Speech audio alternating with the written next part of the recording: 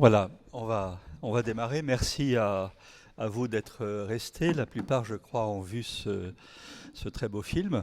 Et j'ai donc le plaisir pour ce dernier événement, le 10e, je crois, qu'on a organisé autour de Terre-Océan sur cette année, euh, de- d'avoir deux invités. Merci à vous d'être venus.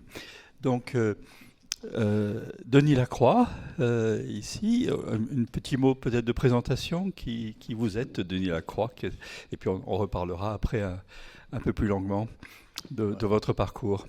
Je suis agronome de formation. Je me suis spécialisé assez vite en aquaculture je me suis beaucoup intéressé aux zones tropicales avant de me voir confier par le président de l'IFREMER la responsabilité de faire de la prospective, c'est-à-dire d'essayer d'imaginer quelles étaient les demandes en recherche à l'horizon 10, 15, 20 ans.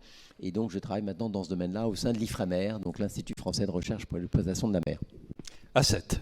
A7. Voilà.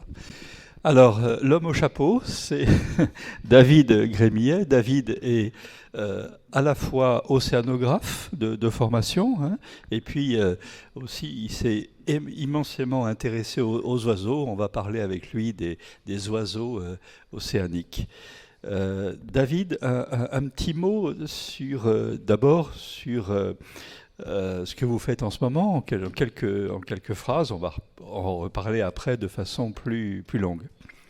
Oui, bonsoir. Moi, je suis chercheur CNRS dans un laboratoire montpelliérain qui s'appelle le Centre d'écologie fonctionnelle et évolutive, donc un labo du CNRS affilié aux universités montpelliéraines. Donc j'ai fait des études de biologie marine, d'océanographie physique. J'ai découvert les oiseaux marins. Et ce que je fais actuellement, c'est essayer de comprendre comment fonctionnent les oiseaux marins au sein des océans, utiliser les informations qu'ils peuvent nous rapporter sur leur site de nidification, sur l'état des océans, de ces écosystèmes. Donc on parle de bioindicateurs. Et plus spécifiquement, par ces travaux sur les oiseaux marins, je teste l'incidence et les conséquences du réchauffement climatique sur les écosystèmes marins. Et je m'intéresse beaucoup aux interactions entre les oiseaux marins et les activités de pêcherie aussi. Oui. D'ailleurs, on a eu le plaisir de te recevoir une première fois dans un écodialogue autour justement d'un livre que tu as fait sur Daniel Pauly, qui est peut-être deux mots là-dessus, sur ce livre et sur Daniel Pauly. Alors, Daniel Pauly, qui était un chercheur français et maintenant franco-canadien, c'est le grand lanceur d'alerte sur les problèmes de surpêche à l'échelle mondiale. En gros, c'est le biologiste des pêches qui un jour s'est levé en disant halt, stop, on est en train de tout détruire et on prélève trop de poissons dans les océans. Et il l'a fait d'une manière scientifique, c'est-à-dire qu'il s'est donné les moyens de démontrer l'ampleur planétaire de cette surpêche. Et aussi avec son équipe, il a proposé des solutions. C'est d'autre part quelqu'un qui a non seulement fait carrière en sciences, mais qui avait aussi... sa carrière répondait à un plan politique, à une lecture du monde et à sa volonté de vouloir changer le monde. Et d'autre part, c'est quelqu'un qui a une trajectoire inhabituelle parce qu'il est français et afro-américain. Et je pense qu'en halieutique et en écologie marine, en son temps et toujours maintenant, c'est un peu un ovni. Et en particulier au début, c'était le seul homme de couleur dans un monde très blanc, très masculin, très pays du Nord, alors que lui s'est toujours intéressé aux pêcheries dans les pays du Sud. Voilà, et tu en as fait une très belle biographie, très très complète. Euh, Denis Lacroix, un mot de commentaire peut-être d'abord sur le film. Comment vous l'avez trouvé? Est-ce qu'il reflète bien la problématique à la fois de l'océan et puis aussi des difficultés actuelles? Oui, je crois que c'est un tableau assez juste, peut-être un peu sombre. Il faut rappeler quand même qu'il a 10 ans. Et donc, quand il parle du bilan de Rio 92, eh bien, il dit depuis 20 ans, qu'est-ce qu'on a fait? Alors, on n'a pas fait grand-chose, je suis d'accord, mais s'il avait dit depuis 30 ans, qu'est-ce qu'on a fait? On pourrait dire qu'on a fait quand même, on a pas mal évolué. Je vais prendre juste un exemple. Quand il parle des thons, du thon rouge en voie d'extinction. Alors j'aurais mis des guillemets à extinction parce que ce n'est pas une espèce qui va disparaître, parce qu'elle est répartie sur une immense zone et les pontes sont considérables. Depuis, des systèmes de quotas, de surveillance beaucoup plus sérieuses a été mis en place. Et on peut dire aujourd'hui que le thon rouge est correctement géré, au moins à l'échelle de la Méditerranée, et qu'on peut donc compter dessus comme une ressource durable. Donc ça, c'est un premier point. Le deuxième point, qui me paraît aussi important à mentionner, c'est le fait que il passe un peu sous le silence le fait que la cause de toute cette transformation, c'est quand même les émissions de gaz à effet de serre, dans lequel la responsabilité de l'usage massif des combustibles fossiles est le premier moteur. Et donc, dans ces recommandations à la fin, qui ont beaucoup de puissance, qui sont toutes très justes, il n'y a pas de recommandation sur, je dirais, la cause primaire. C'est un peu dommage. Aujourd'hui, je pense qu'elle ne manquerait pas d'apparaître. La même question à toi, David, au niveau de ce film. Alors, on ne voit pas beaucoup d'oiseaux quand même dans le film, mais on va en voir avec toi beaucoup. Un tout petit peu quand même. Un tout petit peu à la fin, oui. Alors, j'étais presque tenté de dire le chagrin et la pitié. Finalement, je dirais plutôt la fascination et l'effroi. C'est-à-dire, j'ai vraiment adoré la première partie du film, même si c'est des choses que je connais très bien. C'est toujours un plaisir absolu de redécouvrir déjà toute l'histoire des océans, des écosystèmes marins, revoir des espèces, revoir les récifs coralliens, avec une grosse emphase sur les récifs coralliens, alors qu'en fait, à l'échelle de la planète, ils ne couvrent pas tant de surface que ça. Mais voilà, un plaisir des yeux. Et puis, par la suite, voilà ce constat aussi que moi je connais par cœur, parce que c'est le cas de le dire, je baigne là-dedans depuis 30 ans. Et donc quelque chose d'absolument affligeant, et d'autant plus affligeant que effectivement le film a 10 ans et que dans les grandes lignes rien ne bouge. Et ça me faisait penser d'ailleurs que finalement, quand les choses vont bouger, et on le voit actuellement avec la crise du Covid puis la guerre en Ukraine, en fait, ce sont les choses sont transformées à cause de crises majeures et pas à cause de décisions des gouvernements ou une transformation de la société. Et ça d'ailleurs, ça a été prédit d'une certaine manière par les écologues, y compris Daniel Pauly, dont j'ai rédigé la biographie. C'est-à-dire qu'au final, ça ne va pas être la bonne volonté des citoyens ou les transformations de nos modes de vie qui vont vraiment modifier la donne. C'est-à-dire qu'on va se taper la tête contre le mur jusqu'à ce que finalement des crises majeures, comme la crise du Covid ou comme la guerre en Ukraine, qui d'ailleurs ont des causes environnementales. En fait, ce sont ces crises majeures qui vont transformer la société, mais avec des dégâts collatéraux énormes. C'est-à-dire que même la guerre en Ukraine, on peut avoir une lecture géopolitique où elle est la résultante d'un impérialisme russe, et un impérialisme russe en fait qui est lié à la surexploitation des ressources, et en fait cette voracité des grandes nations, que ce soit la Russie, la Chine, les États-Unis, nous en Europe, pour un pillage des ressources naturelles. Donc c'est une conséquence directe. Et c'est seulement au fil de ces crises qu'il va y avoir une transformation de notre société, mais en fait une transformation brutale, et qui, à mon avis, n'est pas vraiment anticipée par le film de Yann Arthus Bertrand, où, voilà, d'une certaine manière, il en appelle encore à la bonne volonté de tous et des personnes qui nous dirigent, alors qu'on voit très concrètement qu'ils font rien. Oui, c'était la réflexion de Denis Lacroix. C'est-à-dire, ce film a 10 ans, et aujourd'hui, on est déjà maintenant je dirais, dans un momentum, une bifurcation qu'on est en train de vivre actuellement. Alors, on va revenir à des choses plus ailées, en quelque sorte, avec les oiseaux. Et vous, David Grémier, alors, voilà, vous avez publié déjà quelques livres. C'est un scientifique qui, en même temps, le matin, même par moins 30, dans des cabanes antarctiques ou arctiques, écrit et aime écrire. Et il a écrit un très joli livre qui s'appelle « Les manchots de Mandela ». Alors, il va me dire pourquoi. Et autres récits océaniques.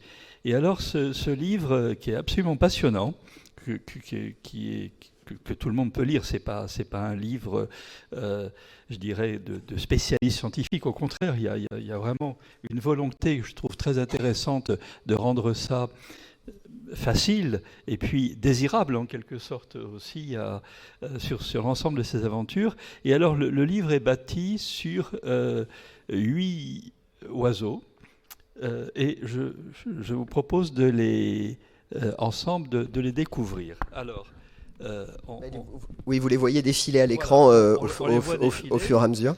Alors, on va peut-être repartir sur le premier. On va les décrire ensemble rapidement, et comme ça, après, derrière, on laissera circuler ce superbe diaporama. Donc là, il y a le grand cormoran, c'est ça, hein. Alors, peut-être indiquer où est-ce qu'on est à chaque fois, parce que... Alors là, techniquement, on est au Groenland, mais on pourrait très bien être en Normandie, en Bretagne et dans pas mal de régions côtières françaises. Voilà. Le suivant, c'est alors un oiseau fantastique qu'on ne connaît pas ou très très peu, c'est le mergulne. On va en parler après tout à l'heure. Oui. Là, on est très haut. Au Groenland, oui. Au Groenland Est. L'albatros à sourcils noirs. Alors, il est où, lui ? Quelque part dans l'océan austral. Donc, très belle photo de Nicolas Gasco du Muséum national d'histoire naturelle. Ensuite, après, on a le manchot du Cap. Alors lui, c'est un manchot africain. Voilà, c'est le manchot sur le continent africain, donc en Afrique du Sud et en Namibie, dont j'ai modifié le nom pour les besoins du titre voilà. de l'ouvrage. Ouais, mais c'est bien le manchot du Cap, c'est pas. Alors le fou de Bassan est un peu plus connu. Là, on est où ? Là, on est aux 7 îles en Bretagne, dans les Côtes d'Armor. Voilà. Ok. Le suivant, c'est le puffin de Scopoli. Alors. Celui-là, finalement, il n'est pas loin du tout. Ah, il est même très proche de nous. Il est juste au large. Bah, pas actuellement, parce que là, il est en migration, certainement au large de l'Afrique, mais il niche aux îles de Marseille, aux îles d'Hyères. Voilà. C'est un albatros miniature qui se reproduit en Méditerranée. Et la photo est superbe aussi, hein, elle est magnifique. Voilà. Et puis... la sterne fuligineuse. Oui, alors peu connu, alors que c'est un des oiseaux marins les plus abondants de la planète et qui vit sous les tropiques, qui se reproduit sur les îles tropicales de l'Atlantique, de l'océan Indien, du Pacifique. Et là, c'est une photo prise aux îles Glorieuses dans le canal du Mozambique, entre Madagascar et l'Afrique. Et puis on va finir par le fameux manchot de la Terre Adélie, c'est ça ? Alors le manchot Adélie, et là c'est en mer de Ross, donc la partie de l'Antarctique qui fait face au Pacifique. Voilà. Alors là on a découvert ces 8 oiseaux qui sont les 8 chapitres de ce livre qui est là, les manchots de Mandela. Et donc je vais laisser tourner derrière ce diaporama pour que vous puissiez les admirer également. Et voilà d'ailleurs le deuxième livre qu'a fait aussi David Grémier, un de ses livres aussi sur Daniel Pauly, un océan de combat. Voilà, et on retourne au grand cormoran. Justement, on va en parler du grand cormoran. D'abord, David, comment ça se passe parce que là, on a parcouru la planète.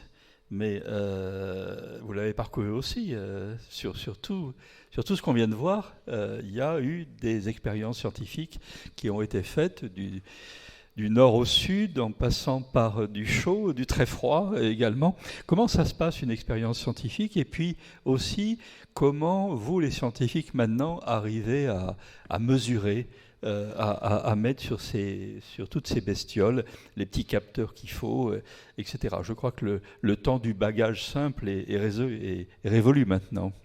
Voilà. Oui, alors il y a beaucoup de choses dans cette question, mais je dirais le pourquoi on en arrive à faire une expédition scientifique. C'était pas forcément mon objectif au départ. Et j'ai grandi loin de la mer dans l'Allier, donc j'étais pas vraiment prédestiné pour ce type d'activité. Je pense que il y a une fascination au départ pour les environnements aquatiques, pour la vie marine, et une volonté de comprendre. Et de ma part, d'abord une connaissance assez livresque. Et je continue à vraiment aimer la lecture. Et à partir de là, on imagine des choses. Et je dirais que c'est le propre du scientifique de d'abord ingurgiter beaucoup de connaissances et à partir de ces connaissances de formuler des hypothèses, c'est-à-dire se poser des questions sur des choses qu'on ne sait pas encore. Où partent les oiseaux quand ils sont en migration? À quelle profondeur vont plonger les manchots dans l'océan austral?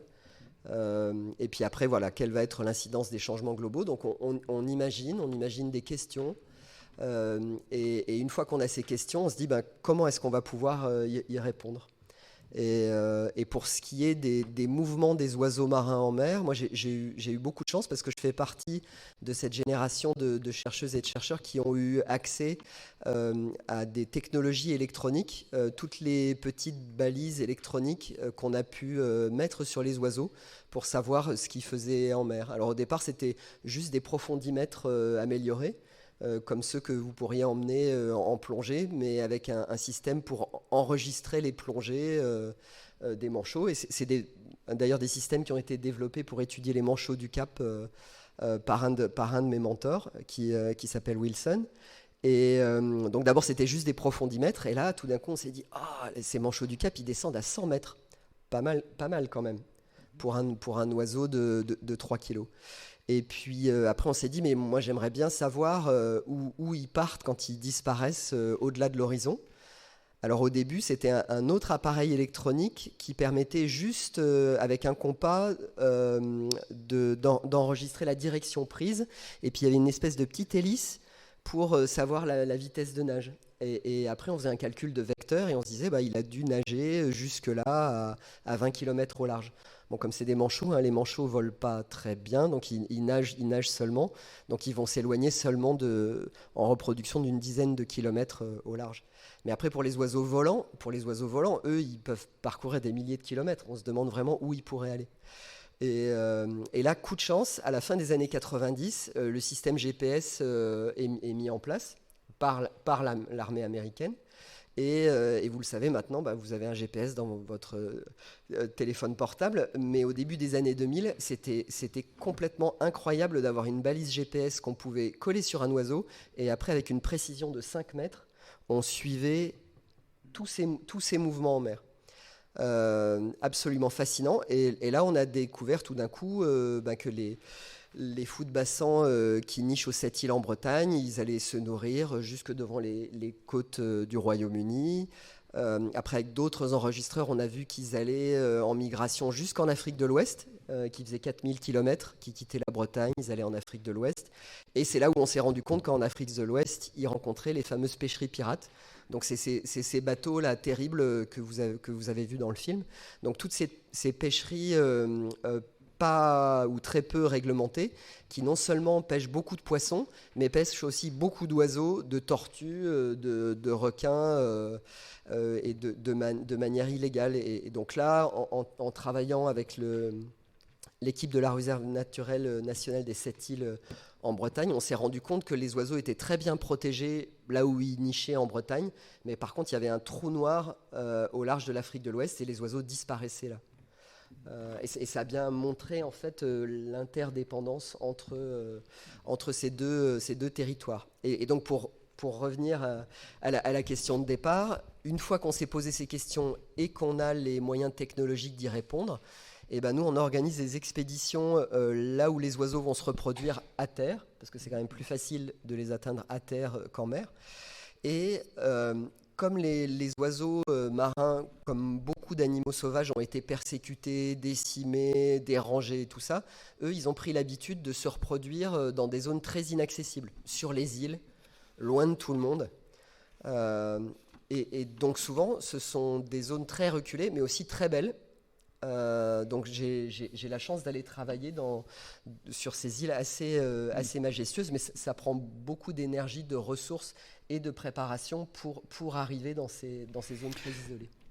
Et lorsqu'on arrive dans ces zones très isolées, c'est pas une partie de plaisir quand même, hein. C'est pas si simple, hein. Le livre est rempli assez modestement d'ailleurs, bon, ok, il a fallu que je me suis baigné quand même dans une eau à 0 degré ou pas loin, mais ça, il a fallu, mais c'était pas, il a fallu quand même que je sorte assez vite, si j'ai bien compris, pour éviter d'y rester, ou alors quelque part, je crois que c'est en Antarctique, j'ai quand même eu droit sur un mois, à 1 litre d'eau tiède pour me laver. C'est ça. Donc c'est quand même aussi une expérience forte physique ou pas tant que ça. Alors, alors, Il est formidablement modeste, mais en réalité, on voit, c'est c'est assez impressionnant quand même. Non? alors là aussi, il y a plusieurs éléments de réponse. Je pense qu'effectivement, je suis devenu un spécialiste en logistique. Et j'étais probablement le premier surpris. Mais j'aime vraiment, oui, organiser les expéditions, tout préparer le matériel.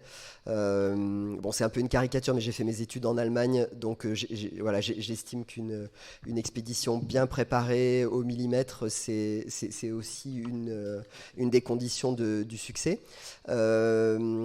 Après, à l'école, j'étais nul en sport. J'ai eu la chance d'avoir des parents très en soutien qui m'ont quand même fait essayer plein de sports. Puis j'avais cette idée de devenir océanographe, donc je me suis dit, ouais, la voile et la plongée, ça va être important. Et après, ce que j'ai appris sur le terrain, c'est qu'en fait, c'est peu une question de performance physique, mais c'est plus une capacité à prendre sur soi et à pas lâcher. Et c'est d'ailleurs pour ça que moi j'ai aussi toujours travaillé en équipe mixte. Et donc l'idée, je ne sais pas, par exemple, de la conquête des pôles qui pourrait être faite que par des hommes, c'est absolument pas vrai. Enfin, mon expérience des équipes mixtes et aussi des femmes sur le terrain, c'est que généralement, en fait, il n'y a aucune différence. En fait, il y a très peu de conditions sur le terrain où juste la force physique ou la masse physique, je dirais brute, fait la différence. C'est plus la technicité, et l'endurance qui font la différence. Alors, parlons oiseaux maintenant, bien sûr, et notamment, je l'ai mis à l'écran, là, le fameux mergule nain. Alors, je crois que sur les 8, je voudrais qu'on en reparle un peu parce qu'il a des performances absolument extraordinaires.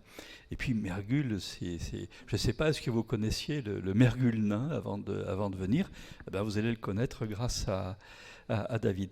Où est-ce qu'il niche cet oiseau et pourquoi il est si extraordinaire? Alors c'est un oiseau endémique à l'Arctique, donc qui ne niche qu'en Arctique et même en haute Arctique, c'est-à-dire la zone de l'Arctique russe, du Svalbard, du Groenland, un tout petit peu en Alaska. Ça vous donne une idée de la latitude. Et pourquoi est-ce qu'on s'est passionné pour cet oiseau qui pèse que 150 grammes? Et au niveau de la taille, c'est un peu comme une pie sans la queue, vous voyez.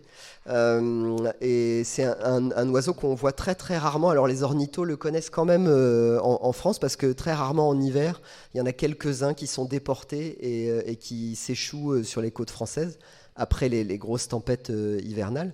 Et on s'est passionné pour cet oiseau principalement parce que c'est un des oiseaux marins les plus abondants de la planète. Alors on le connaît très peu, mais en Arctique, c'est des abondances dingues. On pense qu'il y en a entre 40 et 80 millions d'individus. C'est 10 fois plus que tous les manchots adélie de l'Antarctique, par exemple.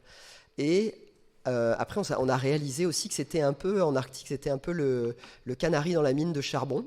Vous connaissez peut-être l'image du canari dans la mine de charbon, donc le canari emmené par les mineurs.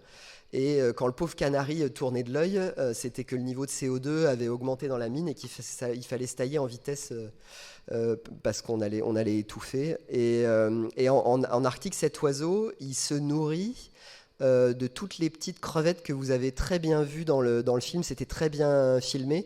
Et en particulier les copépodes, là, les créatures qui nageaient avec leurs antennes. Et comme c'était montré dans le film, toutes ces petites crevettes, elles vont vraiment être sous l'incidence du réchauffement climatique. Et en fait, elles vont fuir, les espèces en fait, vont fuir vers les pôles. Mais c'est une espèce d'ascenseur vers l'extinction en fait, des espèces au niveau des pôles. Et donc ce petit oiseau qui aime les crevettes grandes et bien grasses qui sont associées aux eaux froides de l'Arctique, il va se retrouver à manger des crevettes de plus petite taille et plus maigres qui viennent des latitudes tempérées. Et comme en plus il est tout petit, il est dans des eaux très froides et qu'il a une dépense énergétique de dingue, c'est un peu la voiture de course de l'Arctique. Là. Il faut vraiment qu'il y ait du carburant qui rentre en permanence. On s'est dit c'est pas possible avec le réchauffement climatique en Arctique, il va pas y arriver. Il va pas y arriver. D'ailleurs, nous, on avait fait des beaux modèles mathématiques pour montrer que la moitié des populations allait disparaître en quelques décennies.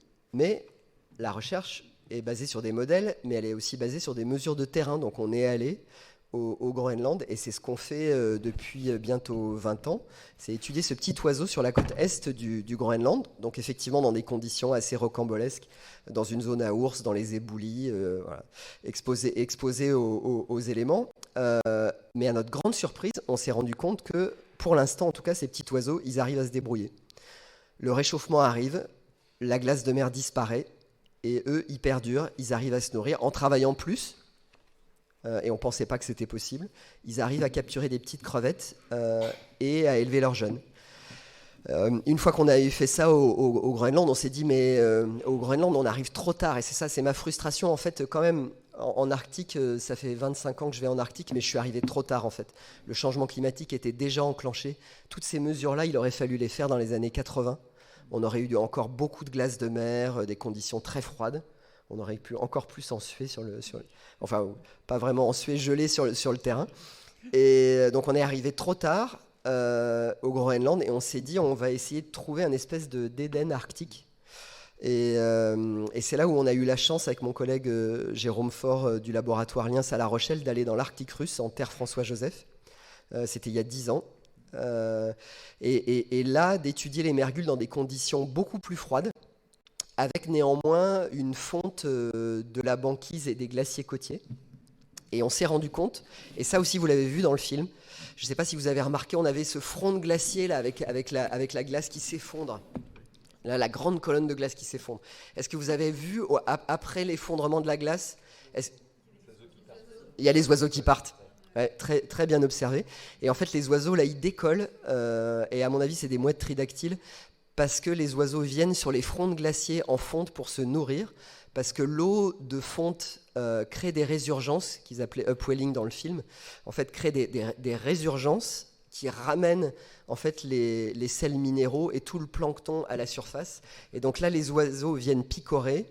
Les phoques arrivent et les ours arrivent derrière. Et donc, en l'absence de glace de mer, sur ces fronts de glaciers qui sont en fonte, il y a toute une vie qui se développe, mais seulement le temps que ça fonde. En fait, quand les glaciers auront fini de fondre, il y aura plus toute cette vie. Alors cet oiseau, il migre également aussi, hein, et ça c'est assez intéressant.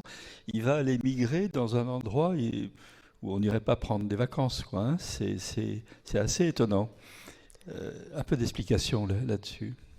Alors donc il faut imaginer ce petit oiseau, 150 grammes encore une fois, hein, et puis il vole comme une abeille parce qu'il a des toutes petites ailes, parce qu'il utilise ses ailes pour voler dans l'air et pour plonger sous l'eau. Et donc ce petit oiseau, avec très peu de graisse corporelle, peu de réserve corporelle, il va quitter la côte est du Groenland en août-septembre, et là il va faire une migration de 4000 km, pas pour aller sous les tropiques, mais pour rejoindre plein de ses copains au large de Terre-Neuve, donc à 1000 km au large de Terre-Neuve et 1500 km au sud du Groenland. Et voilà, et au sud-ouest de l'Islande. Je ne sais pas si vous voyez à peu près la zone là. Donc effectivement, c'est une zone qui est exposée aux tempêtes hivernales les plus violentes, parmi les plus violentes de la planète. Et on se demandait, mais qu'est-ce qu'ils vont faire là-bas? Et en particulier, c'est dans la trajectoire des cyclones. Maintenant, avec le réchauffement climatique, en fait, les cyclones vont plus au nord. Et donc, ils se retrouvent dans la trajectoire des cyclones. Avec mon collègue Jérôme Faure, on a mis d'autres petits enregistreurs encore plus petits que les GPS sur la bague d'un oiseau. Donc, c'est des enregistreurs qui pèsent moins d'1 gramme.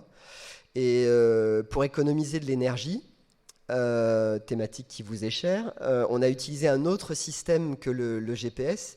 C'est un géolocateur Et cet appareil, en fait, il mesure les niveaux de lumière. Or, les Vikings le savaient déjà quand ils traversaient l'Atlantique il y a bien longtemps. Avec la durée du jour, on peut avoir une idée de la latitude. Et avec l'heure du zénith, on peut avoir une idée de la longitude. Donc on peut faire une géolocalisation de l'oiseau sur la base de ces données, juste un capteur de lumière. Beaucoup moins gourmand en énergie qu'un GPS. Donc les oiseaux nous ramènent ces informations avec leur bague. C'est précis seulement à 200 km, mais on a identifié cette zone au milieu de l'Atlantique. Donc des tempêtes terribles, mais en fait les cyclones eux-mêmes créent des phénomènes de résurgence. Ça dope la croissance du plancton.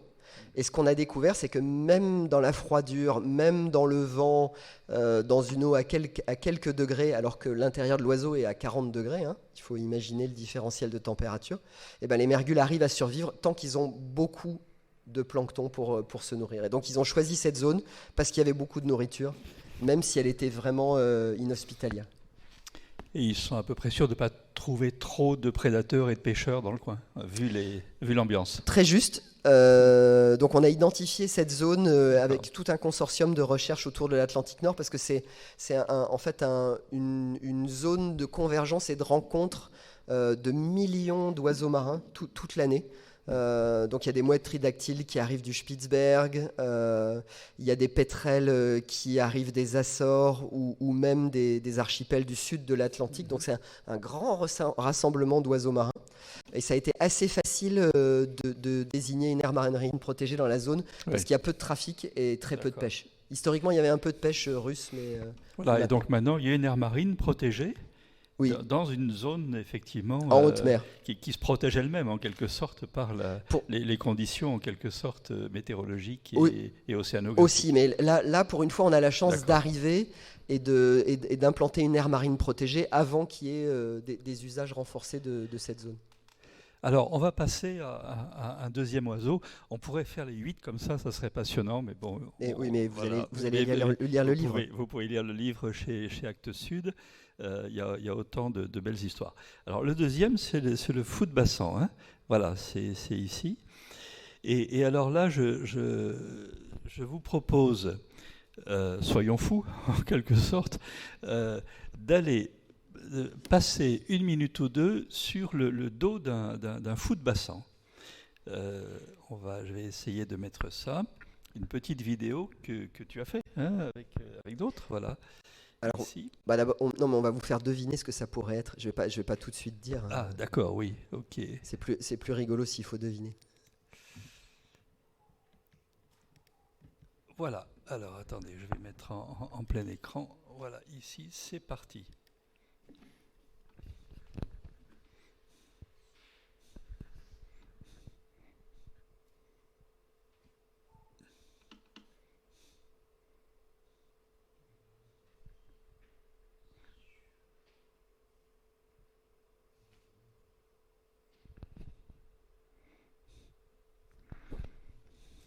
Bon, vous avez vu ce que c'est. Voilà.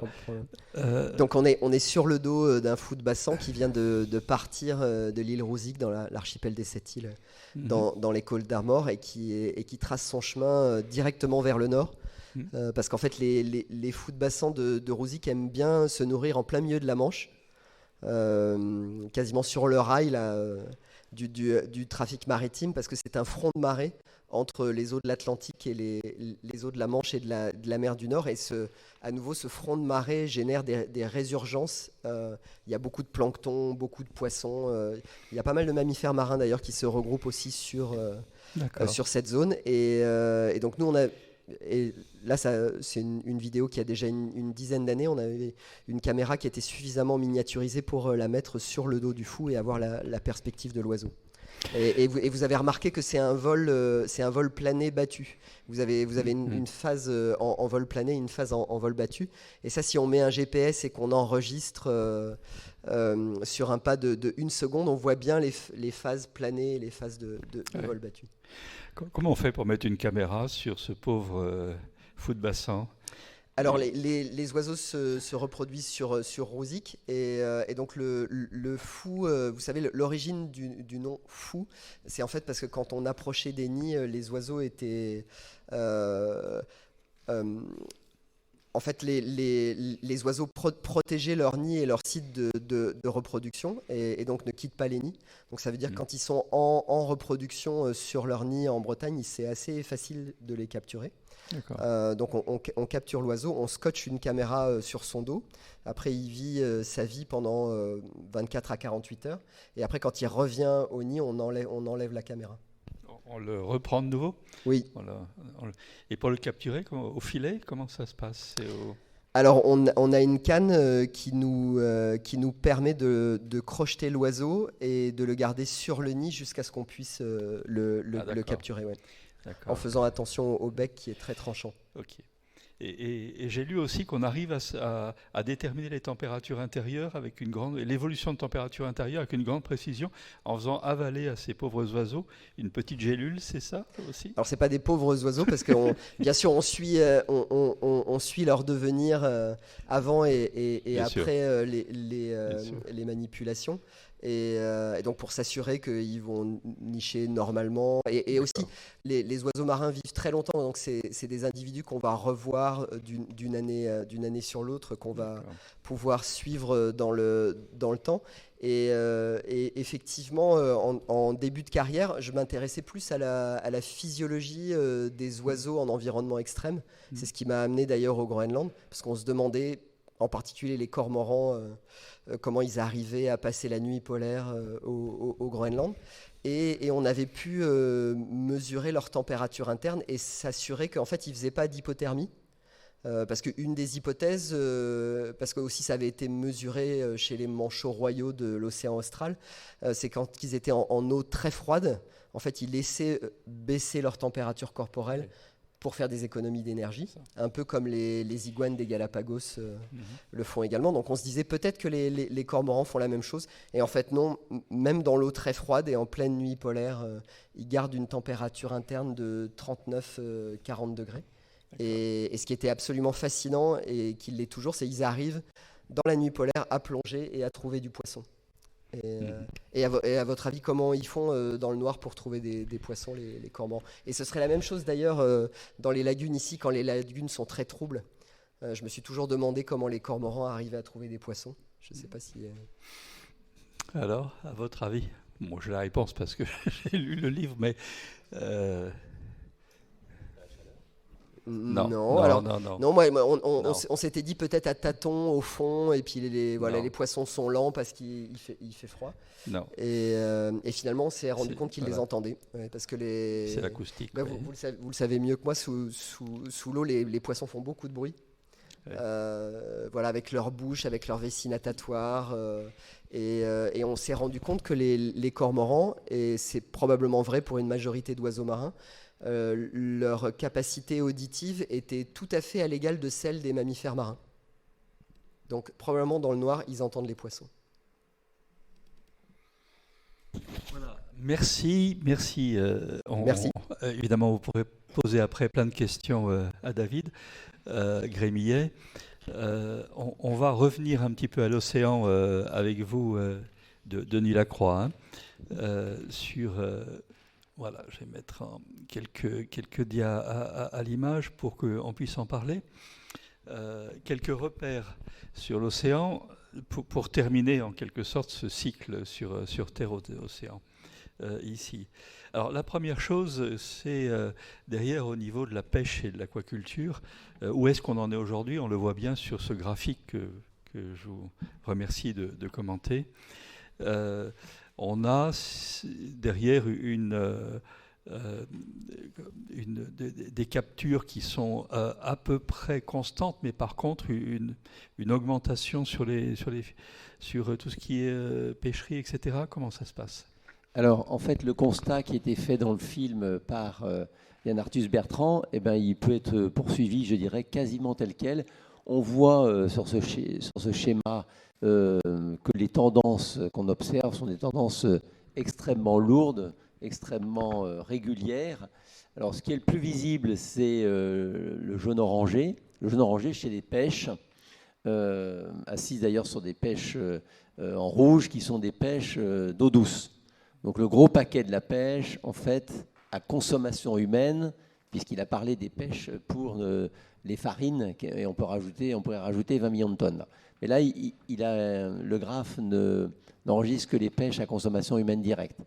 On voit très bien que la pente générale de la consommation, de l'offre qui répond à la demande, elle est très régulière depuis pratiquement les années 50 jusqu'aux années 2018. Si on était en 2022, ça serait la même pente. Et donc, il y a une demande soutenue, continue, régulière. Et pour combler le fait que la pêche stagne, et on voit qu'elle stagne depuis pratiquement le début des années 90, il y a l'aquaculture. L'aquaculture donc d'eau douce, qui est dominante, et l'aquaculture d'eau de mer, qui se développe rapidement. Alors, les projections donnent un plus grand développement de l'aquaculture marine par rapport à l'eau douce pour une raison que tout le monde devine, c'est qu'il va manquer d'eau douce, puisqu'il va y avoir une multiplicité, enfin le nombre d'usages de l'eau douce augmente, plus les problèmes de sécheresse. Et donc, évidemment, dans ces cas-là, on utilise l'eau pour les humains avant de l'utiliser pour l'aquaculture. Voilà, et donc là, si on le voit bien sur le graphique, tout ce qui relève de l'aquaculture, à la fois en eau douce et marine, devient à peu près égal finalement à la pêche. Oui, il a même dépassé. Aujourd'hui, et Okay. les protéines, la masse de protéines aquatiques issues de la culture est plus importante que celle de la pêche. Et ça continue à augmenter. C'est le domaine d'ailleurs de production agricole qui est la plus forte croissance du monde aujourd'hui, 2,8% par an. Alors, on a un deuxième problématique très, très forte, et puis ici, évidemment, et à 7, elle est particulièrement importante, c'est celle de la hausse du niveau de la mer. Où est-ce qu'on en est actuellement? Je crois que vous venez de publier un petit ouvrage là-dessus, sur cette question-là. Voilà, alors c'est un travail qui nous a été demandé par le ministère de la Recherche et de l'Alliance des sciences de l'environnement, qui regroupe donc des experts d'une quinzaine d'instituts, des glaciologues, spécialistes de l'Antarctique notamment, des spécialistes également de l'hydrologie, du cycle de l'eau, également des usages agricoles, etc. Et donc on a regardé aussi évidemment le gros travail fait par le GIEC, qui lui mouline donc des quantités considérables de données avec des modèles très très différents, et on aboutit à ce genre de courbe qui donne, donc vous avez de l'an 2000, pour s'écrire un peu petit, de l'an 2000 à gauche à l'an 2300 à droite, c'est pas l'habituel fin du siècle. La fin du siècle, c'est le petit encart que vous voyez sorti là. Ici. Ici. Sous deux types de scénarios extrêmes. Un scénario très optimiste. Alors RCP, ça veut dire bilan radiatif. C'est la quantité de chaleur qu'on accumule sur la Terre. Soit il est à 2,6 watts par mètre carré, soit il est à 8,5, vous voyez, pratiquement 4 fois plus. Et donc dans ces cas-là, évidemment, ça donne des évolutions de montée du de la mer différentes. Grosso modo, du demi-mètre à plus d'1 mètre. Mais, alors, en 2100. En 2100. Ici. Et comme c'est des phénomènes qui ont une énorme inertie et qui dépendent aussi des décisions de gouvernance, le mot de conclusion de Yann Arthus Bertrand d'ailleurs dans son film, la clé c'est la gouvernance, c'est des choix de politique humains à grande échelle. Et bien on voit que ces tendances risquent de perdurer pendant longtemps, en plus du fait que le système a une forte inertie. Oui. La courbe qui est en bleu ici, le RCP 2.6, c'est à peu près les accords de Paris, c'est ça? 1,5 degré, voilà. 1,5 à 2. Quoi. Alors on sait déjà qu'on les tiendra pas. On est déjà au-dessus, donc ça veut dire qu'on est déjà là. Okay. Qu'est-ce que ça veut dire pour l'augmentation du niveau de la mer et quelles sont les protections possibles? Alors, il faut que j'ajoute tout de suite une précision, c'est que la mer ne monte pas comme dans une baignoire, tranquillement, comme ça, bien à plat. Cette montée est couplée avec des phénomènes météorologiques extrêmes. Et ici, on est bien placé pour le savoir, les épisodes cévenols sont bien plus dangereux que les submersions marines. Donc, en fait, la plupart des pays qui sont menacés sont plus menacés par des inondations d'eau douce que par des submersions d'eau de mer. Mais donc, il faut bien tenir compte des deux. Et les tempêtes qui risquent de devenir plus puissantes et plus fréquentes, simplement parce qu'il y a plus d'énergie thermique à dissiper, eh bien, vont affecter les côtes de manière de plus en plus forte. Alors, dans ces cas-là, évidemment, il faut gérer le risque. Ce n'est pas seulement un risque passif, je dirais, de type salinisation des nappes phréatiques, par exemple, qui mettent en difficulté l'agriculture côtière, mais également des installations, elles peuvent être patrimoniales, alors la plus connue étant Venise, par exemple, en Europe, hein, mais beaucoup d'autres cités, et puis également des infrastructures, comme l'aéroport de Montpellier, par exemple. Bon, il est quasiment certain qu'il faudra le déménager au fil de quelques décennies, hein, parce qu'il est très bas sur l'eau. Et beaucoup d'autres infrastructures, bien sûr. Alors, il y a 4 manières de répondre à ça. D'ailleurs, ce qui est amusant, c'est que cette photo de Malé, la capitale des Maldives, hein, dans l'océan Indien, était également dans le film de Yann Arthus Bertrand. Bon, vous voyez, on imagine bien qu'on est en train de protéger l'intégralité de l'île pour sauvegarder à l'intérieur. Mais ce n'est pas durable à très long terme. Alors, on met des protections dures, hein, des digues, on met des pompes, des barrages, des écluses. Bon, l'ingénierie hydraulique était très développée. Autre solution, des protections douces basées sur la nature. Par exemple, une mangrove est une très efficace barrière contre l'augmentation de la puissance des vagues, par exemple, et permet d'absorber aussi beaucoup de chocs, hein, en plus du fait que c'est une grande biodiversité. L'autre élément, c'est d'adapter l'habitat et les infrastructures. Vous avez une photo de l'habitat flottant à Amsterdam. C'est encore plus simple. Donc là, c'est comme dans une marina, hein. Eh ben, en fonction du niveau de l'eau, les quartiers montent et descendent. Et puis le dernier recours, c'est l'abandon. Là, on est dans une ville dans le sud de l'Inde. Bon, quand on a atteint ce niveau de problème, il faut quand même envisager d'aller ailleurs. Voilà. Sachant qu'il y a beaucoup de résistance évidemment à ça, parce que pour vraiment évacuer une ville, il faut des raisons très fortes. Il n'empêche que l'année dernière a été décidée la première évacuation d'une capitale, puisque Jakarta, 15 millions d'habitants, a décidé de se transporter dans l'île de Bornéo à 200 mètres d'altitude. Alors vous allez me dire, oui, mais on ne va pas transporter tout le monde, ça c'est sûr.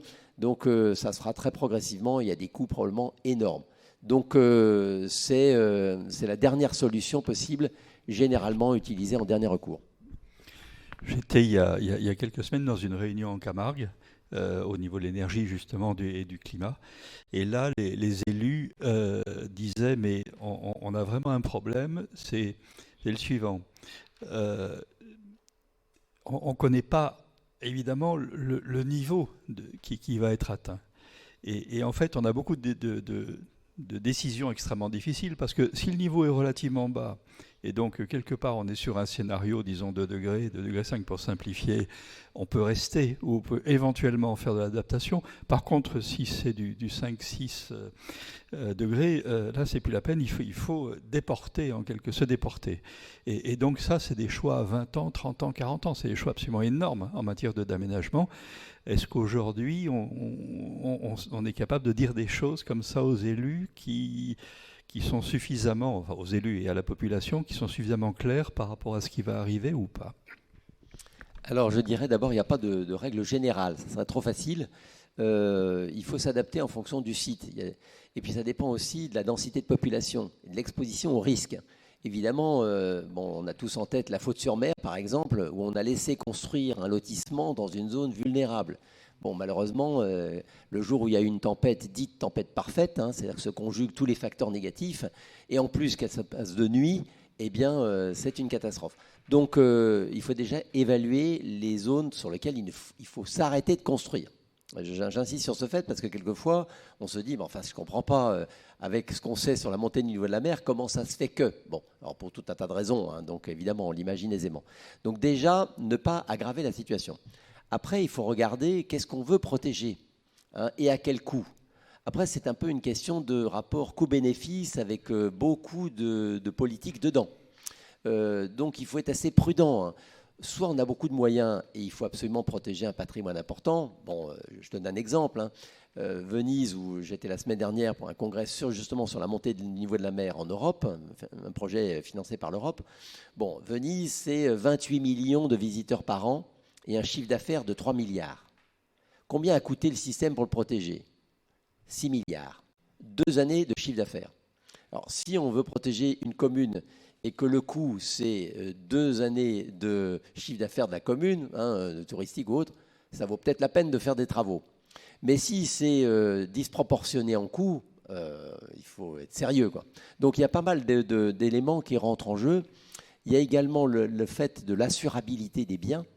C'est-à-dire qu'aujourd'hui, quand on vend un bien qui est exposé, on est obligé d'informer l'acheteur qu'il a un risque de perte totale du bien, avec généralement un refus des assurances de prendre en charge la perte de ce bien. Donc, je crois que c'est un processus qui va aller de manière un peu itérative. Ça serait absurde de prendre des mesures énormes par rapport à un phénomène qui va se produire dans un demi-siècle et en plus sur lequel il y a des marges d'incertitude importantes. Ça, c'est évident, hein, je dirais, c'est la gestion de bon père de famille.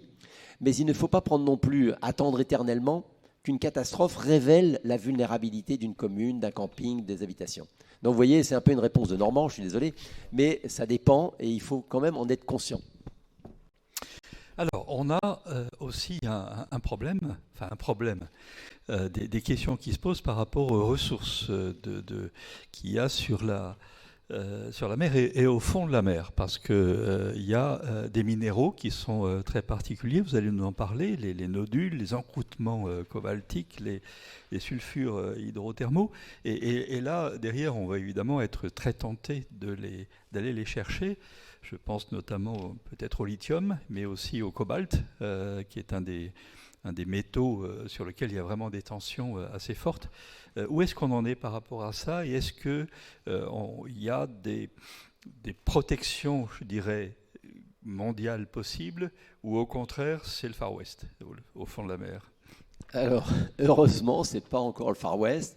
Mais il y a d'abord, ce qu'il faut savoir, c'est que les 2 tiers de la mer, ça a été dit aussi dans le film, c'est de la mer ouverte, c'est-à-dire qu'en fait, c'est un bien international. Bon, on gère donc tout ce qu'il y a dans la colonne d'eau, appartient à tout le monde, d'où ces pêches illégales. Par contre, au fond, il y a un règlement qui existe, qui date du traité de Montego Bay, qui était une institution des Nations Unies concernant les océans, et qui s'appelle l'Autorité internationale pour les fonds marins. Et donc, elle impose un certain nombre de règles. On ne fait pas n'importe quoi sur le fond marin. Et donc, il faut déposer un permis si on veut explorer une zone, d'abord la connaître, regarder, faire l'inventaire. On voit à gauche ces 3 formes, vous avez cité, les nodules, ça ressemble à des sortes de patates, qui sont des concrétions extrêmement riches en un certain nombre de métaux, comme principalement manganèse, fer, mais il y a aussi du platine, du cobalt, du cuivre en quantité, etc. Souvent à des concentrations supérieures aux mines qu'on peut trouver à terre, d'où l'intérêt. Alors ça peut couvrir des centaines de kilomètres carrés. Vous avez également au centre nos encroûtements cobaltifères, comme son nom l'indique, c'est surtout des grosses croûtes de 15 à 50 cm, très riches en cobalt. On ne sait pas trop bien comment elles se sont formées et qui couvrent également de grandes surfaces. Et donc il faut casser la croûte, sans jeu de mots, pour récupérer le minerai. Et puis enfin, les sulfures hydrothermaux, ce sont des voies de sortie du magma. Et donc, ces minéraux qui nous intéressent pour l'industrie sont précipités. Ils arrivent sous très forte pression dans de l'eau glacée alors qu'ils sortent d'un milieu extrêmement chaud. Et donc, ils précipitent, ils se concentrent de cette manière-là. Alors, évidemment, il est hors de question d'exploiter, comme on le voit ici, des fumeurs, ce qu'on appelle actifs, c'est-à-dire dans lesquels il y a beaucoup de vie autour. Par contre, les fumeurs fossiles, il y en a beaucoup aussi, on peut imaginer venir casser ces énormes cheminées monstrueuses et puis après les récupérer, les broyer. Alors aujourd'hui, il y a principalement presque que des permis d'exploration, c'est-à-dire les pays posent d'une demande d'exploration, l'autorité internationale pour les fonds marins accorde ces permis et il y a des campagnes d'exploration qui pourraient déboucher sur une exploitation potentielle. Mais là, je mets 2 bémols.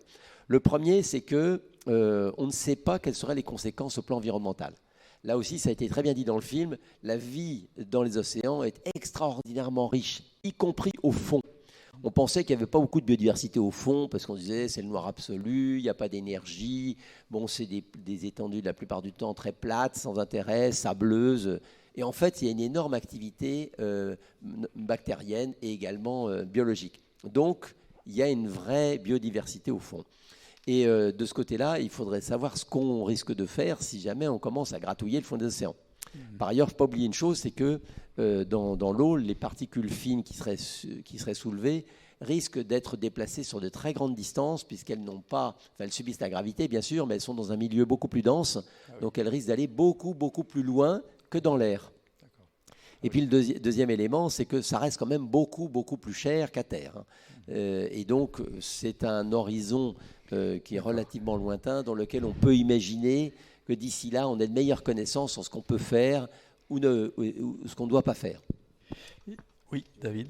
Oui, peut-être sur ce point, oui, ce qui me surprend, c'est si j'ai bonne mémoire, le président de la République, Emmanuel Macron, a fait une déclaration à Brest l'an dernier où très clairement, il disait que l'exploration des abysses et une meilleure connaissance de ce type de ressources était une priorité. Et en fait, j'arrive pas à comprendre la stratégie. Pourquoi cette déclaration à ce moment-là parce que l'exploitation des nodules, moi c'est un truc dont j'entendais parler quand j'étais enfant dans les années 70. Et en fait avec un discours qui varie pas. Alors est-ce que ça veut dire que quand même les compagnies minières sont d'une certaine manière en embuscade ? Parce que je le vois très bien au Groenland, il y a des recensements miniers des grandes compagnies internationales en permanence, même sur des choses qui ne vont pas exploiter. Mais ils sont toujours là à essayer de voir qu'est-ce qu'il y a, qu'est-ce qui est exploitable, pour quel coût. Est-ce que dans les abysses, ça participe à cette stratégie ? Et, voilà. Et pourquoi déclarer que c'est une priorité nationale ? Alors, je pense que ça l'est dans la mesure où on n'a pas encore les moyens, enfin c'est encore relativement hors d'atteinte aujourd'hui par rapport à une exploitation. Donc je pense que c'est politiquement très positif de dire qu'on met la priorité à l'exploration et à la compréhension des phénomènes. Ça paraît effectivement nécessaire de le dire. Et aussi c'est une position internationale intéressante, parce que ça veut dire que si on met des barrières assez sévères aux impacts potentiel d'une exploitation, ça permettrait de freiner des appétits de pays moins sourcilleux d'écologie.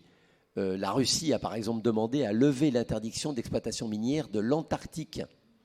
Donc, alors qu'il y a le traité de l'Antarctique qui protège ce continent qui est déjà passablement fragile de toute exploitation industrielle. Bon, donc aujourd'hui la seule exploitation industrielle qui est, c'est celle du tourisme. Et c'est pas forcément une bonne nouvelle. Mais donc on voit qu'il faut une position de vigilance assez forte au niveau politique s'ils vont éviter que se multiplient des tentatives de faire des essais et donc de faire n'importe quoi sur un milieu qu'on connaît très mal. Une dernière question sur les ressources, en dehors de ces vues. Est-ce qu'il y a des sources d'hydrogène pur ? Je crois. Hein. Et est-ce qu'elles sont éventuellement exploitables ? Alors, il y a effectivement, c'était une des grosses surprises, en allant explorer, Ifremer d'ailleurs, fait régulièrement des campagnes là-dessus, et quand on va se promener autour des sulfures hydrothermaux, il y a pas mal de gaz qui sortent, et dans certains endroits, c'est de l'hydrogène pur.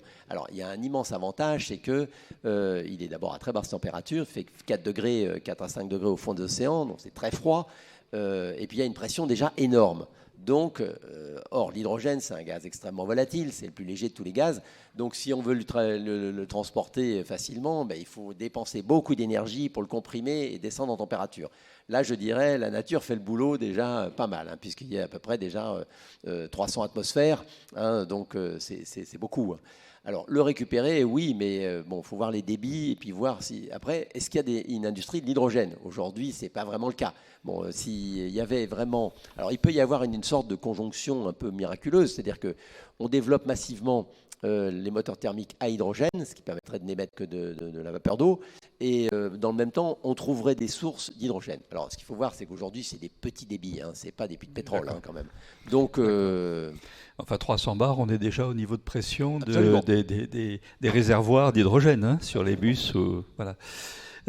Alors, maintenant, on a aussi des problématiques, évidemment, sur l'océan de conflits d'usage. Et là, on le voit sur quelques vues, des conflits d'usage sur la pêche, sur l'aquaculture, sur l'éolienne, le transport, etc. etc. Comment tout ça... Alors, on ne va peut-être pas les aborder les uns après les autres, mais est-ce qu'aujourd'hui, pour revenir à ces questions de gouvernance, on commence à avoir une gouvernance internationale un peu forte, ou ou pas du tout? Comment ça se passe, en dehors bien sûr des zones territoriales notamment? Alors, au niveau international, ça a été dit très bien dans le film aussi, bon, on est accro au transport maritime. Hein, quand il s'arrête, c'est la catastrophe absolue. Hein. Et encore, en France, on est plutôt bien lotis. On peut, au plan strictement alimentaire, la France pourrait tenir à peu près 6 mois. Mais il y a des pays, c'est la carotide. Hein. Et donc, l'Égypte, si le commerce international s'arrête, elle tient 3 semaines. 100 millions de personnes dépendent de l'approvisionnement extérieur et ils ne tiennent que 3 semaines sur leurs réserves. Donc c'est absolument vital. Là, ce n'est pas question de transporter du bois ou des matériaux de construction. Hein. C'est beaucoup plus sérieux. Donc on voit qu'il y a vraiment une dépense énorme. Donc au niveau international, personne n'a intérêt à ce que le commerce mondial s'arrête. Hein, on a dit qu'il y a à peu près 80 000 navires qui circulent en permanence. Donc le 80% du trafic mondial passe par les containers. Enfin, c'est vraiment impressionnant. Donc c'est les artères vitales du monde. Tous les pays le savent. Et les points les plus sensibles sont surveillés par les grandes flottes du monde. Hein. Un des coins les plus surveillés du monde, c'est l'entrée de la mer Rouge. Hein. Je ne vous fais pas un dessin. Pourquoi? Voilà. Donc de ce côté-là, les intérêts vitaux étant communs, étant convergents, il y a une grosse surveillance. Dans les eaux, dans les zones économiques exclusives, c'est plus compliqué. Parce que là, il y a beaucoup d'usages aussi. Et en fait, on ne l'imagine pas. Quand on va au bord de la mer, on voit rien de spécial sur l'océan, alors qu'en réalité, il y a beaucoup d'usages. Et notamment sous la mer. Des extractions, des câbles. Enfin, on a vu que quand on coupe un gazoduc, et ça serait bien encore pire si on coupait, à mon avis, des gros câbles d'alimentation d'Internet, hein, parce que 90% de l'information passe par des câbles sous-marins et non pas par les satellites. Donc c'est vraiment vital. Là aussi, ce sont des artères, je dirais que c'est des neurones dans le cerveau, quoi. Donc c'est très important. Alors ce qu'il faut voir, c'est que nous, on a beaucoup de mal. En tant que terrien, on raisonne souvent sur un plan, parce qu'on est sur le plancher des vaches. Donc, alors qu'en fait, la mer, c'est un volume. On a beaucoup de mal à raisonner en 3 dimensions. Et en plus, on devrait dire que ce n'est même pas un volume, c'est un volume qui se déplace. Donc c'est 4 dimensions. On n'a pas du tout l'habitude de raisonner en 4 dimensions. Quand on sème du blé dans un champ, il est là pour un certain temps, quoi, et il ne va pas bouger.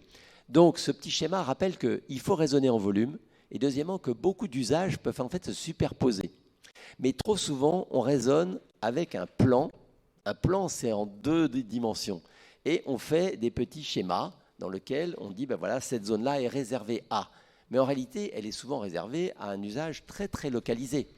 Je donne un exemple. Un parc éolien occupe 1% de la surface et 1/10 du volume. Oui. Et alors, le reste, on ne pourrait pas l'utiliser aussi pour d'autres usages? Donc, c'est ce que se résume ce schéma-là. On pourrait réduire considérablement les conflits en regardant de manière plus attentive comment on pourrait avoir du co-usage dans ces vastes zones de valorisation des zones côtières.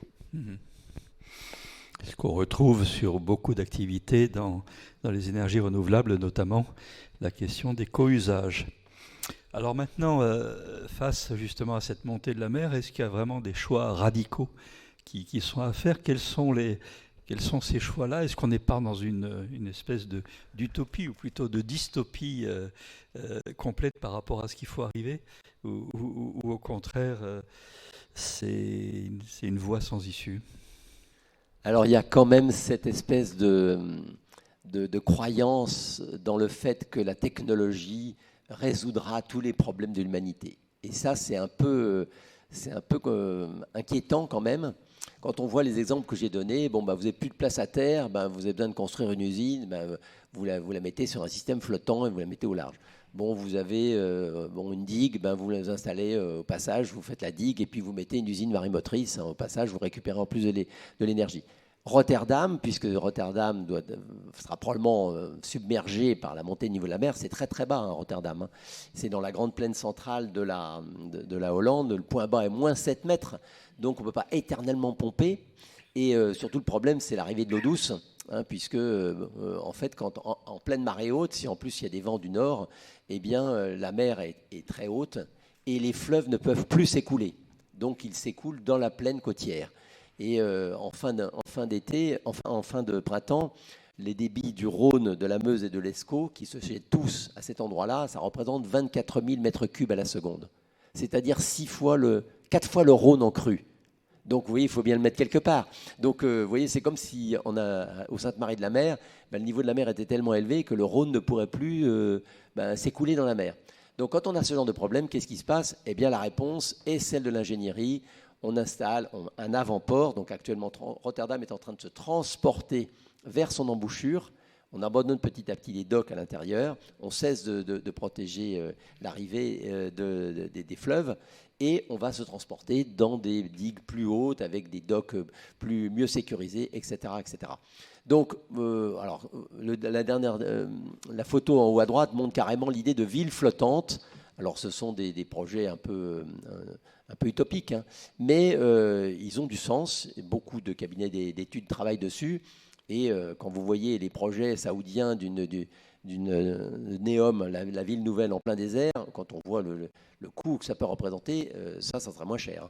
Et en plus, ça permet de désengorger la pression d'occupation à terre.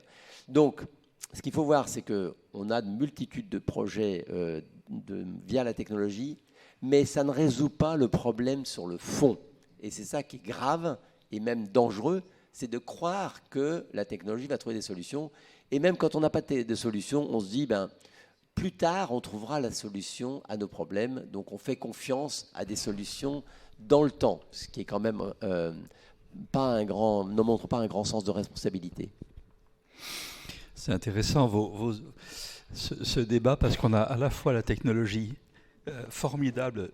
Pour moins d'un gramme, on arrive à savoir quels sont les oiseaux, comment ça se passe, etc. Et puis en même temps aussi une autre type de technologie qui, elle, rentre dans peut-être une sorte de course en avant. Alors, on va quand même terminer sur un exemple un petit peu plus positif. Ça, c'est... expliquez-nous, Denis Lacroix, ici, cette question de salinisation du Nil et derrière de la pêche. Alors en fait, on part d'un constat qu'on voit dans tous les grands deltas du monde. Là, il se trouve que le delta du Nil, il est connu notamment en Occident, hein, l'Égypte, ce nom du Nil. Effectivement, quand on voit une carte, c'est le seul endroit qui est vraiment occupé. Hein. Mais c'est vrai aussi dans beaucoup de deltas du monde qui sont très peuplés, notamment en Asie, les grands deltas du Gange, du Brahmapoutre, de l'Indus, du Mékong, du Mississippi, de l'Amazone, etc. Et donc, le cas qui nous intéresse ici, c'est comment les Égyptiens ont-ils traité la problématique de la salinisation du bas delta du Nil? Ce qu'il faut voir, c'est que le Nil, il y a de plus en plus de consommation en amont. Hein, l'Éthiopie vient de construire un barrage, le barrage Renaissance, qui va encore limiter le débit du Nil à l'entrée du pays. Et par rapport au débit qui rentre en Égypte, en Haute-Égypte, et à ce qui arrive à la mer Méditerranée, il ne reste plus que 4%. Il n'y a que 4% du Nil, qui est un des plus grands fleuves du monde, qui atteint la mer, ce qui est absolument effrayant. Alors, qu'est-ce qui se passe? Comme l'eau douce ne pousse plus la mer, c'est la mer qui rentre, parce qu'évidemment, tout ça, c'est du sable et des argiles qui sont complètement imbibées d'eau, et donc la mer percole progressivement à l'intérieur, et elle salinise les puits, elle salinise les rizières qui étaient construites. Catastrophe pour les Égyptiens. Ils ont eu une idée, c'est de dire, les rizières existent, elles ne peuvent plus utiliser pour le riz, mais c'est des sortes de bassins, il y a de l'eau qui percole, et si on mettait des alevins récupérés dans le milieu naturel, hein, du bar, de la dorade, du mulet, de la crevette, et on les mettait dans ces bassins. C'est ce qu'ils ont fait à faible échelle, parce qu'ils n'ont pas d'écloserie, donc ils n'allaient pas faire de forte densité. Et donc, ils ont eu un développement extraordinaire de l'aquaculture. Au moment où ils ont démarré ce programme, en 1995, il se trouve que j'ai pu voir ça de près à l'occasion d'une mission sur place, c'était vraiment marginal. Je rappelle que les Égyptiens sont 100 millions, 1 million d'habitants de plus tous les 9 mois. Donc, vous voyez, c'est vraiment... il y a beaucoup de monde à nourrir. Hein. Et donc, ils ont développé l'aquaculture en progressant, je dirais, sur le front de salinisation qui avait, alors on le voit très bien sur cette carte en haut à gauche, hein, la partie verte, c'est ce qui est resté en eau douce, et la partie bleue, c'est la partie qui commence à être salinisée parce qu'elle est menacée par la montée du niveau de la mer et le déficit d'eau douce. Et donc, ils ont abouti à une production en 2020 de 1,5 million de tonnes. Alors, vous avez en tête la production aquaculture mondiale, 80 millions de tonnes. Donc, ils sont rentrés dans le top 10 des pays producteurs d'aquaculture. Et la consommation moyenne par habitant, par tête d'habitant en Égypte de produits aquatiques est passée de 9 kilos à 21 kilos, c'est-à-dire la moyenne mondiale. Et avec des protéines de grande qualité et surtout consommées localement. Donc pas besoin d'importer. C'est un facteur important de sécurité alimentaire. Oui, donc c'est une majorité de poissons carnassiers qui sont élevés, ou est-ce qu'ils ont aussi des poissons végétariens qui pourraient utiliser les ressources dans les bassins? Moitié-moitié. Donc en fait, il y a mulet tilapia en herbivore ou détritivore et 2 carnassiers bar dorade. Et puis et la crevette qui est un peu hybride. Mais ce qu'il faut voir, c'est surtout à très faible densité. C'est ça qui est important. Nous, on a l'habitude de voir des cages d'aquaculture dans lesquelles il y a des densités de l'ordre de 30 kg au mètre cube, de 30 à 50 kg au mètre cube. Donc il faut les nourrir parce qu'il n'y a pas de ressources. Mais là, ils mettent 1 kg au mètre cube, même pas.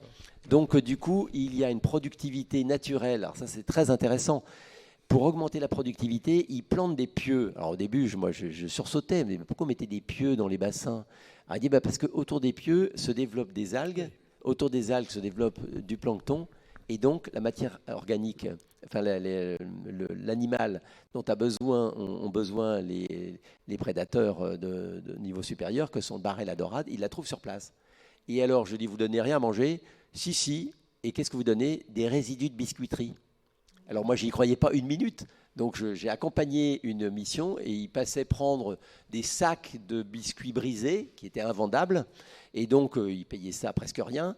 Et après, ils allaient en bateau, quand c'était des cages dans le Nil, ou sur un 4x4, et ils longeaient et ils lançaient à la pelle des déchets de biscuits. C'est la première fois que je vois des poissons nourris au petit lu. Hein, et ça marchait parce que c'était une très faible densité. Merci beaucoup pour ces vues. On reparlera après derrière de l'ensemble des opportunités, peut-être. Mais vous avez certainement des questions à poser à nos deux invités. Voilà, c'est le moment. Je ne sais pas si on a un micro baladeur. Oui, formidable. Merci beaucoup. Voilà, si vous avez quelques questions à poser, à la fois donc à David Grémillet, et puis également aussi à Denis Lacroix. Non, on enregistre, donc prenez le micro, merci. Oui, au début vous disiez que les crises rendent service et donnent lieu à des changements. Moi, dans ma vie d'énergéticien à 50 ans, il n'y a eu, avec toutes les crises du baril, des effets sur l'économie d'énergie que lorsque le baril dépassait $100. Et immédiatement, on s'est arrêté dès que le baril est redescendu en dessous de $100. Est-ce que vous avez des raisons d'espérer Est-ce que vous pensez que c'est durable, donc, ces changements, en ce moment, à cette année? Et si oui, pourquoi? Alors, je pense que la question sera plus pour Thierry. Mais je parlais, alors j'ai jamais dit que les crises rendaient service, hein, j'ai juste dit que c'était à ce moment-là que se faisaient les grands changements, et j'ai dit aussi qu'il y aurait des dommages collatéraux absolument effroyables.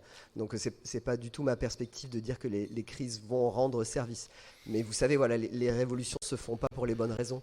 En fait, c'était ça ce que je voulais dire, c'est que en fait, les transformations se font au moment où il y a des crises géopolitiques majeures qui, elles, ont des causes environnementales pour la plupart, y compris, je veux dire, le conflit en Syrie. Un des points de départ, c'est la guerre pour l'eau, en fait. Donc il y a vraiment une crise environnementale qui n'a pas vraiment été mentionnée dans les médias, en tout cas pas très souvent. Après, pour le cours du baril de pétrole, je pense que c'est plus à Thierry de répondre. Oui, voilà. Est-ce qu'il faut un choc? Est-ce qu'on a besoin d'un choc, en quelque sorte, pour avancer? Et est-ce que ce choc est durable? Alors la question est pertinente en ce sens où on a pensé qu'avec la crise du Covid, il allait y avoir des changements profonds.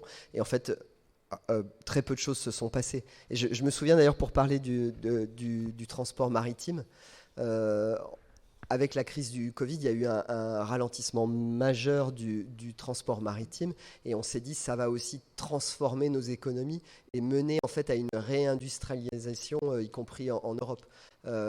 Mais ça, je veux dire, c'est une progression qui est très faible à l'heure actuelle. Denis, sur cette question est-ce qu'on a besoin d'un choc majeur ?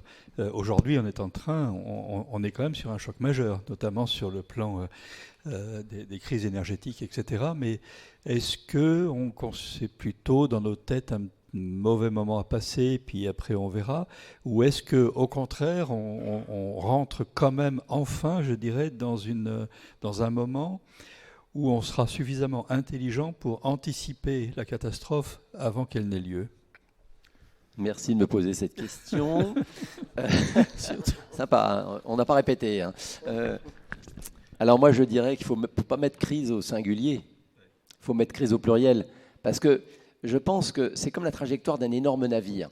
Mais si on met la barre à 45 degrés, ça va faire des turbulences à l'arrière, mais le navire ne va pas bouger beaucoup, ou alors vraiment très, très tardivement. Et je pense qu'on peut évoluer par petites inflexions successives en ayant une vision du cap où on veut aller. Je pense qu'il faudra beaucoup d'autres crises, notamment malheureusement au point de vue environnemental, pour qu'on se rende compte que ça ne peut plus durer comme ça, avec l'aide d'ailleurs des économistes. Les économistes ont l'avantage d'être des gens, ils se disputent beaucoup entre eux, mais quand ils sont d'accord, en général, ça se sait. Et puis surtout, ils appuient sur les leviers des financements. Quand ils vont se rendre compte que continuer comme ça va coûter plus cher que de faire des efforts de durabilité, on ira déjà dans le bon sens. Avec ce bémol, c'est que c'est le problème des actifs échoués. Quand vous avez construit une raffinerie qui coûte $1 milliard et que vous dites, ben voilà, je l'amortis sur 20 ans, et qu'au bout de 10 ans, on vous dit, il faut fermer la raffinerie parce que c'est pas bon ce que vous faites, ça pollue, et vous faites du plastique et des gaz à effet de serre, le propriétaire va répondre, laissez-moi tourner pendant au moins 10 ans, que je la rembourse au moins, sinon je perds trop d'argent. Alors ça paraît anecdotique ce que je dis, mais il faut savoir qu'il y a des quantités colossales d'argent qui sont dans des industries qui seront complètement obsolètes et avant 10 ans. Donc c'est très difficile de faire cette transformation. Alors on peut accélérer à l'occasion de crises ou de catastrophes. Catastrophein en grec, ça veut dire retournement. Mais bon, on ne peut pas retourner tout comme ça. Donc ça va nécessairement prendre du temps. Et je pense que la chose peut-être la plus difficile à faire, c'est le retournement des consciences. C'est-à-dire qu'on est revenu au business as usual. Pourquoi ? Parce que le Covid n'a duré que 2 ans. Il aurait duré 5 ans, ça aurait été beaucoup plus sévère. Alors on l'aurait payé, la facture aurait été plus élevée, mais la trajectoire du navire aurait été plus fortement infléchie. Là, on a un peu la sensation qu'on a retombé un peu dans la facilité, dans le business as usual, alors qu'en fait, on devrait poursuivre les efforts qui ont déjà été faits. Alors, autres questions à nos deux invités ? On va prendre encore quelques questions et puis après vous laissez, il est déjà 19h. Voilà. Sinon, j'en ai une pendant qu'on a un spécialiste sous la main. J'ai entendu dire qu'en aquaculture, il y a eu des articles scientifiques là-dessus. On allait transformer ces fameuses farines de poisson qu'on voyait dans le film par d'autres produits, y compris issus d'élevage d'insectes. Est-ce que c'est réaliste ? Alors oui, c'est tout à fait réaliste. D'ailleurs, il y a déjà des industries qui sont lancées. L'entreprise Insect, YNCETC, qui a lancé des élevages. Alors l'intérêt, c'est de faire de la protéine à très grande vitesse. Et bon, en fait, les poissons adorent les insectes. Quand on pêche à la mouche, on pêche une truite qui était quand même un prédateur supérieur, un salmonidé, avec une bête mouche. Donc si on peut élever des mouches, ça sera meilleur que de faire des protéines de poissons. Donc de ce côté-là, il y a beaucoup de recherches qui sont faites. Alors pas seulement sur les insectes, qui ont de la protéine plutôt supérieure, mais également des protéagineux. On sait aujourd'hui faire du bar, pourtant c'est un prédateur, c'est pas pour rien qu'il s'appelle un loup, on sait faire un bar quasiment végétarien. Le problème, c'est que si on ne lui donne pas des oméga 3 issus, c'est des formes d'acides assez complexes qui viennent du milieu marin, son goût va changer. Et moi, si je mange du bar, c'est pour avoir le goût d'un bon poisson de mer. Donc actuellement, on est en train d'évoluer vers les 9 dixièmes de la durée d'élevage avec des farines végétales, des protéagineux, mais principalement des farines végétales strictes. Et puis les 2 derniers mois, on l'enrichit avec des farines qui sont mélangées avec des produits et des oméga 3 issus de la mer. On pense de plus en plus d'ailleurs à les prendre non pas au niveau de l'anchois du Pérou, mais au niveau carrément du zooplancton, parce que c'est les mêmes. Et donc, pourquoi attendre qu'il y ait une pyramide alimentaire qui concentre d'1 degré 10 à chaque niveau, alors qu'on peut se servir dans le mésoplancton. Et le mésoplancton, c'est des quantités colossales qui se chiffrent en centaines de milliards, centaines de millions de tonnes. Sauf que, attention, principe de précaution, qu'est-ce qui va se passer si on commence à taper de plus? C'est comme si on ramassait l'herbe sous le pied des charolais en disant je vais gagner du temps, je vais fabriquer directement de la protéine de charolais à partir de l'herbe. Le charolais, il va pas avoir une bonne mine. Hein. Avez-vous encore une ou deux questions? Moi, j'en ai une pour vous, David. C'est quelque chose qui me turlupine. C'est comment ces oiseaux arrivent à plonger à 100 mètres pour certains en profondeur et puis remontent tout aussi vite sans aucun problème, alors que nous les humains il nous faut des paliers de décompression absolument incroyables. Comment ils font Alors même pour nous en apnée, il y a beaucoup moins de risques de barotraumatisme qu'en plongée bouteille. Oui. Donc c'est le même principe chez les oiseaux. Après, on se rend compte qu'ils peuvent quand même comporter des micro-fissures, même au niveau de leur structure osseuse. C'est-à-dire qu'ils ne sont pas complètement exempts de barotraumatisme. Voilà, ils ont ce grand avantage d'emmener un air de la surface et aussi de le ramener. Donc, ils n'ont pas besoin de paliers de décompression, ce qui est par contre vraiment impressionnant chez les animaux plongeurs, aussi bien les mammifères que les oiseaux marins, c'est à quel point ils s'aplatissent et à quel point leur structure est souple sous l'incidence de la pression. Mais cette histoire des micro-fissures dans les os, en fait, ça a été même retrouvé chez les dinosaures plongeurs. On s'est rendu compte qu'ils étaient quand même sujets à des micro-traumatismes, y compris de leur structure osseuse. D'accord. Et ce qui est tout à fait extraordinaire, alors je ne me rappelle plus sur quel oiseau, c'est qu'ils arrivent à déterminer que derrière, il va falloir plonger à 30 mètres, 40 mètres, 100 mètres, etc., parce que là, il y a du poisson, alors qu'ils sont à terre. Et ils vont prendre exactement la quantité d'air nécessaire à la plongée, à distance de plongée, pour être le plus aérodynamique possible. C'est-à-dire que si évidemment il y a trop d'air derrière, ils ont plutôt tendance à flotter et par la poussée d'Archimède et remonter trop haut et avoir plus de difficultés à descendre. Ça, c'est quand même assez formidable. Oui, ça a été effectivement montré chez les manchots qu'ils anticipent la profondeur maximale de la plongée et inhalent un volume d'air en conséquence pour optimiser leur flottabilité pendant la descente.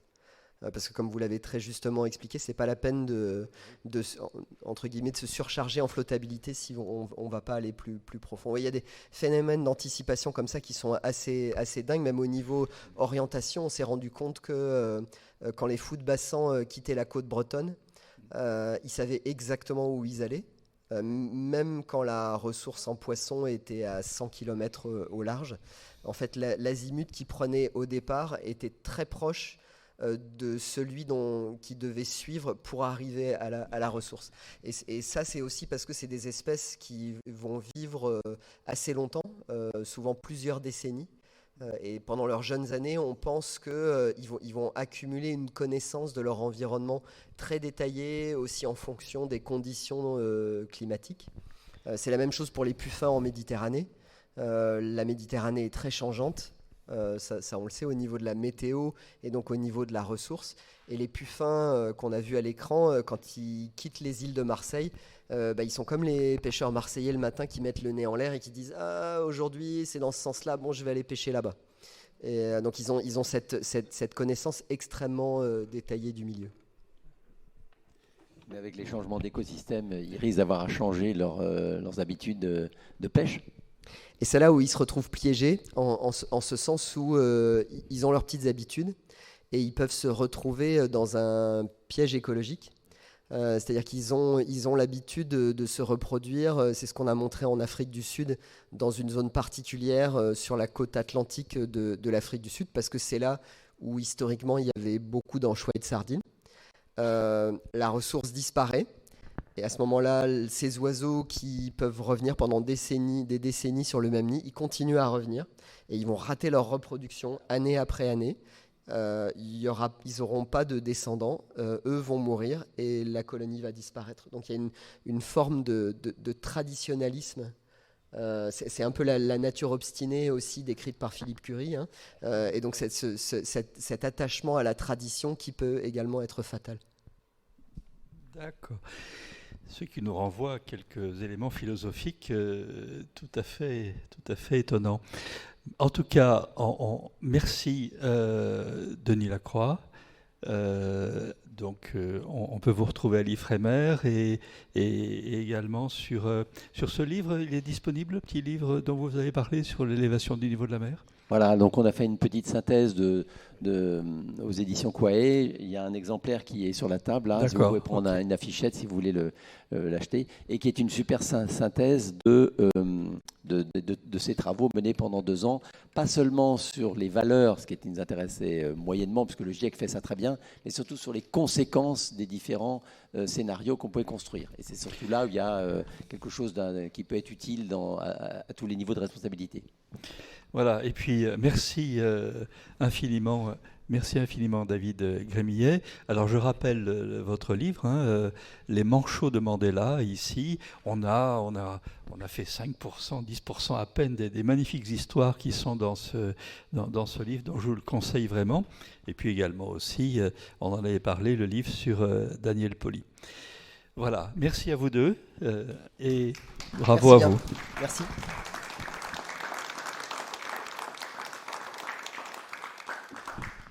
Alors, fin des éco-dialogues pour l'année 2022, mais en 2023, on va les reprendre et le thème sera très vraisemblablement, on va passer de l'eau salée à l'eau non salée. Ça sera autour de tout ce qui est les problématiques de l'eau douce et de l'hydrologie, etc., dont on parle beaucoup ces temps-ci. Voilà. Merci à tous.